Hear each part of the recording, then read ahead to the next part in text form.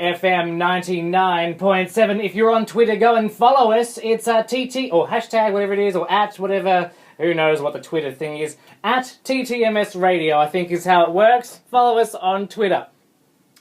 Now, ladies and gentlemen, it has come to my attention that I am a talker. And before you say, "Darn, Troy, we listen to you ramble on for near an hour each week on the radio show," I know this, but it is only 1 hour a week with loads of preparation beforehand, so I know what I'm going to be talking about pretty much to the minute.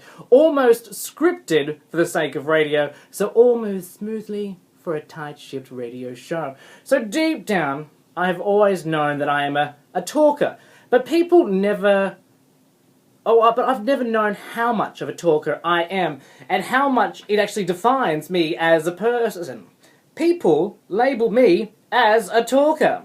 This realisation came to me on the weekend. The partner and I were away on a holiday up in Cairns. We took the long weekend off, flew up to a remote resort on the beach, which was about an hour by car in both directions from any form of civilization. A perfect get away from the busy and hectic lifestyle we both lead.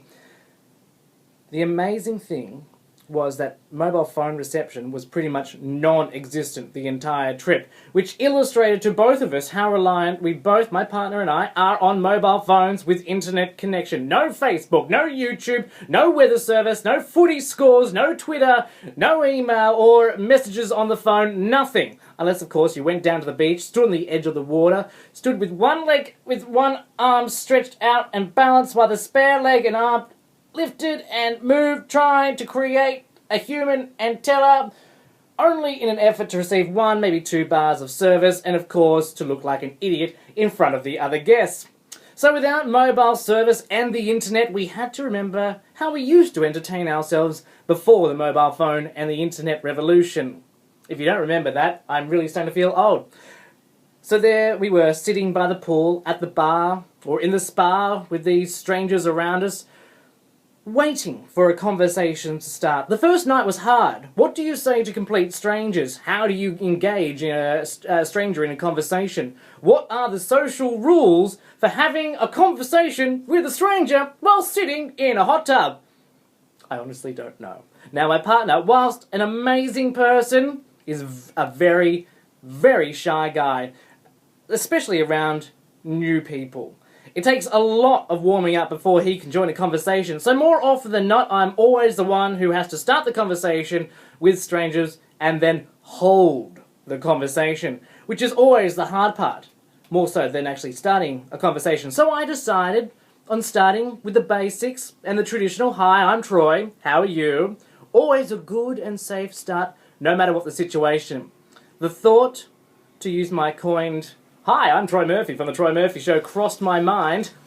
However, I decided against this for 2 reasons. One, I didn't want to come across as a stuck-up and pretentious person, and the second, chances are they may not have heard of the show, however low those chances may be.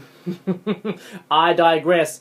I decided on the typical safe and standard introduction, "Hi, how are you?" which always deems the response, "Good, thanks. How are you?" Typical response, give it back. Even if a person isn't good, my reply, "Not bad, thanks for asking," followed by a witty comment about the weather. Staying with a very safe conversation to begin with, as you try and find out if the person is not only interested in having a conversation, but intelligent enough to have a conversation with. From there, the conversation often went with the basics, getting to know you, small talk, where are you from, what do you do, how long have you been here for, are you enjoying your holiday, basic stuff, easy to get through. Easy enough to answer, easy enough to engage in, but after the easy conversation is spoken and answered, there is always that pause. What comes next? How do you keep the conversation flowing? This is when I discovered that I am a talker. My role in society is conversation, and I'll give you hints to its success, or a hint to the success of being the conversation person, which I'll dive into later. But in brief, it pretty much entails good general knowledge, good understanding of the current affairs, be good at news, politics, sport, fashion, celebrity gossip, and of course, a good dry sense of humour. Nothing gets a conversation going and flowing like a good joke, a witty comment, or even a good old-fashioned payout. Finding a topic of interest also helps. It's always a great fallback point, say if the conversation ever slows or runs out of steam. Again, I digress. However, I should point out all relevant information if someone wanted to learn, maybe take something from this opinion piece. So I discovered on the weekend away that my role in society is to talk, and that I do it well. On this weekend away, I think we end up engaging in amazing conversation for more than 5 hours. Of course, with some breaks to go to the bathroom and stuff, of course. Then, there is always the one person who keeps the conversation flowing.